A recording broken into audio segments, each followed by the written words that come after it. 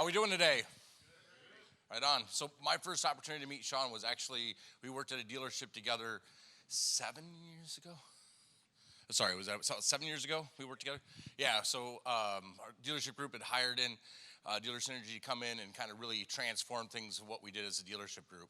And they hired me in about a month after they set the agreement.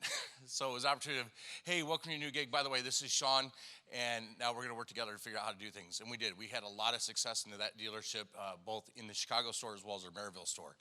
So myself, I'm new to the vendor world of things, about 6 months into that side of it. I spent the last 25 years running car dealerships. So when I met Sean, I was at the time over a 13-store group. The last group that I ran was the Greer Leap Automotive Group. We had 23 stores across 3 states. So when I'm talking about things from the dealership's perspective, what I'm talking about is from real experience, okay? And I've gone to a lot of these conferences over the years, much like a lot of y'all here have as well, right? And one of the things that always happened when I went to these groups is I always found that there was a lot of similar things that were being discussed. And so as I've gotten the opportunity to speak at a few of these, for me, I always wanted to bring something that was different, something that hadn't been talked about, an area of operation where we could actually walk away from this and learn something, and walk away from this and actually grow. So what we're talking about in this is all these things that we've already heard today, right? And kind of grouping these things together. What does the customer want, right? Well, they want transparency. They want to have some accountability from us, right? And they also want to make, sir, can you hear me better? All right. There you go. They also want data-driven responses. And as a dealer, we want the same thing, right? We need to be able to hold our vendors and all of our decisions to those same things. But to do that, as dealers, we've got to get involved with that. And what we're talking about ultimately is how do you make a plan for how you're going to attack things on the digital marketing side of it? So when we're talking about a digital marketing plan, we got to make or understand, first of all, why we're going to have a plan. First of all, we got to know what success looks like whenever we're doing anything that's in marketing. Secondly, we've got to align all of our resources that we have, not just in the between what we're advertisement, but as well inside and outside of the dealership. We also need to make sure that our messages themselves are unified. So you don't have one ad that's going out for $169 a month for the Honda Accord that's going to your website, then you're retargeting with a $159, and then you got the manufacturer's ad that you're recirculating, through retargeting and other methods that are for $149.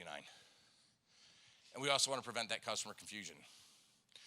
So inside the dealership, there's a lot of different ad sources that folks are using, right? And we use these for a lot of different reasons. But ultimately, why do we use these sources? What are we trying to accomplish? For what? Sell cars, right? That's what it's all about. We're using all these tools ultimately to sell cars.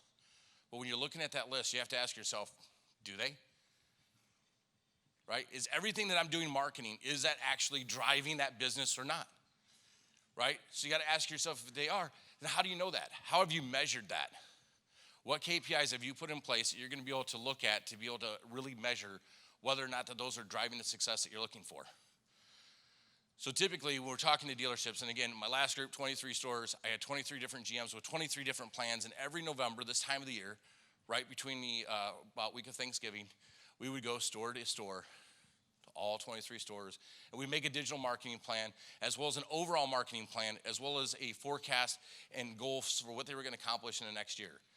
And we asked them to give us real details, right? Not that I'm just going to improve my overall numbers by 10%, but how are you going to do that? And then what exactly are you going to do? What things are you going to put in place that are going to be actionable and measurable that's going to bring that success for you? And I know a lot of the folks in this room have been having similar meetings to that at this time of the year as well, right? So when you're thinking about your ad budget, especially when you're talking about your overall marketing, typically that's 15 to 20% of your net, right? Of your actual sales. And that in some stores are going to have a smaller budget, some are going to have a larger one. But ultimately, they start off with a general plan, and then they cut it between digital and traditional. How many people here are doing their plans that way now? Right on. So that's something that's actually, that came to an epiphany for me, as a dealership group, because I was looking at that plan and going, hey, you know what? At the end of the day, what am I ultimately saying? I'm going to spend money in digital, and I'm going to spend money in traditional. Whether it works or not, I'm already starting off saying that I'm going to spend money in traditional and in digital, regardless of what sources are that it's working.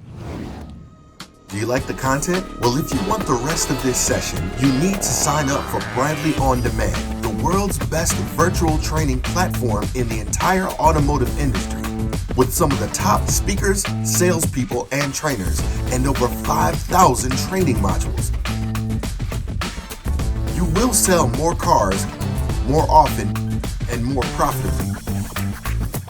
So sign up now at www.bradleyondemand.com.